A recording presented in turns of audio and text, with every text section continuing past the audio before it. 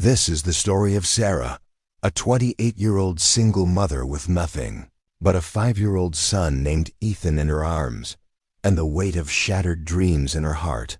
Her marriage had ended 3 years ago when her husband walked out, saying he wasn't ready for this responsibility. Sarah had no college degree, no savings, just a small waitressing job that barely covered rent and groceries. Waking up at 5 a.m. every morning, getting Ethan ready, dropping him at daycare, then working double shifts, this was Sarah's life. By the time she came home at 11 p.m., Ethan was already asleep. She would just kiss his forehead and sit in a corner, crying. What kind of childhood am I giving my son? This question tormented her every single night. One day, Ethan's teacher called Sarah to school. "Mrs. Davis," the teacher said, "Ethan is very distracted in class, and he doesn't have the supplies that his classmates have." Tears filled Sarah's eyes. She knew what the problem was. She couldn't afford them. That night, after Ethan fell asleep, Sarah went to the bathroom and cried her heart out. "I'm failing. I can't give my child the life he deserves." The next morning was different. While Sarah was working at the diner, she noticed a lady working on her laptop, smiling, peaceful. Sarah gathered courage and asked, "Excuse me, what do you do?" The lady told her she was a freelance graphic designer, working from home, on her own time. That day, a light bulb went off in Sarah's mind. If she could learn something, develop some skill, maybe her and Ethan's life could change. But the reality check was brutal. Sarah had no computer, no internet, no time, no money for courses. But she decided, no matter what happens, she would try. She joined the library where there were free computers. Every night after putting Ethan to sleep, she would go to the library at 11 p.m. It stayed open until midnight, and watch free online tutorials. Web design, coding basics, graphic design. Her eyes would be burning, her fingers aching, but she wouldn't stop. This went on for months. Waitressing during the day, a little time with Ethan in the evening, learning at night. Sarah's body was ready to give up. One night, she was so exhausted that she fell asleep right in front of the library computer. The janitor woke her up. "Ma'am, you okay?" Sarah had tears in her eyes. "I don't know if I can do this anymore. I'm trying, but nothing's changing." The janitor, an elderly African-American man, said, "Young lady, I've been working here for 30 years. I've seen thousands of people come here to learn. The ones who quit, their lives stay the same. The ones who continue, one day I don't see them here anymore, because they've moved forward. You decide who you want to be." After that night, Sarah made herself a promise. No matter how hard it gets, she won't quit. She set a goal. In 6 months, learn enough to land her first freelance job. Her routine became stricter.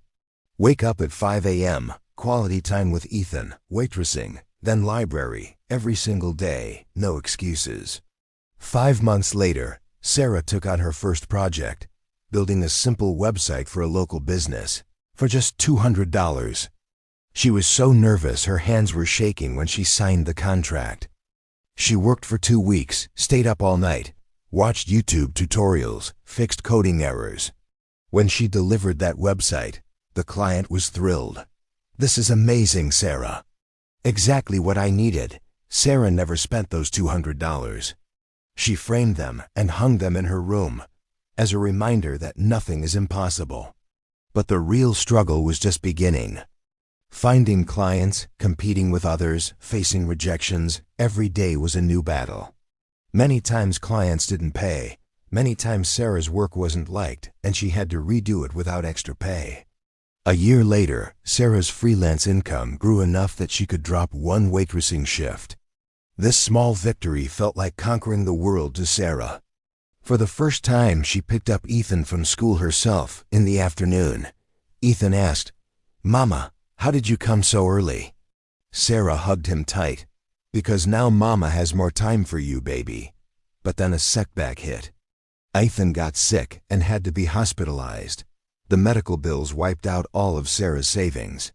She was right back at square one, broken and helpless. Sitting next to Ethan's hospital bed, Sarah thought, maybe this is a sign that I'll never move forward. But when Ethan, in his weak little voice, said, "Mama, you're the best mama. Don't give up," the fighter inside Sarah awakened. She decided, if her own son can hear her words, she definitely can't give up. As soon as they left the hospital, Sarah opened her laptop and messaged clients, started desperately looking for work. In the next 3 months, Sarah worked 18-hour days. Her health was deteriorating, dark circles, weight loss, but she stayed focused. She landed a project from a mid-sized company. They needed a complete website revamp. If this was successful, this could be Sarah's breakthrough. For an entire month, day and night, Sarah worked on that project. Even Ethan understood that Mama was doing something special. He would quietly play with his toys and not disturb her. When Sarah presented the website, there was complete silence on the conference call. Sarah's heart was pounding. Then, the CEO said, "Sarah, I don't know how you did this, but this is exactly what we envisioned." "No, it's better than what we envisioned. You're incredibly talented." That project earned Sarah $15,000. For the first time, Sarah saw that kind of money in her account. She broke down crying, but now these were tears of joy. The first thing she did, bought everything for Ethan that she couldn't afford before. Art supplies, books, toys. Seeing Ethan's happiness made Sarah feel like all her hard work had paid off. Over the next 2 years, Sarah started her own web design company. Working from home, clients grew, income became stable. She had completely said goodbye to waitressing. She leased a small apartment where Ethan had his own room, filled with paints and decorations. Sarah would drop Ethan at school every day, pick him up, do homework with him, watch movies. She became the mother she wanted to be. But Sarah's story didn't end there. She saw that many single mothers were struggling just like her. No skills, no opportunities, no hope. Sarah decided she would help. She started free weekend workshops where she taught single mothers basic web design and coding. "If I can do it, you can too," was her message. Today, 5 years later, Sarah's company has 12 employees, mostly single mothers she trained herself. Her annual income is over $200,000.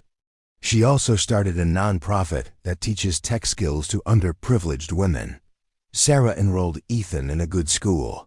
He plays football, takes painting classes, everything Sarah had dreamed of in her childhood. Ethan is now 12 years old. When he was asked at school, "Who's your hero?"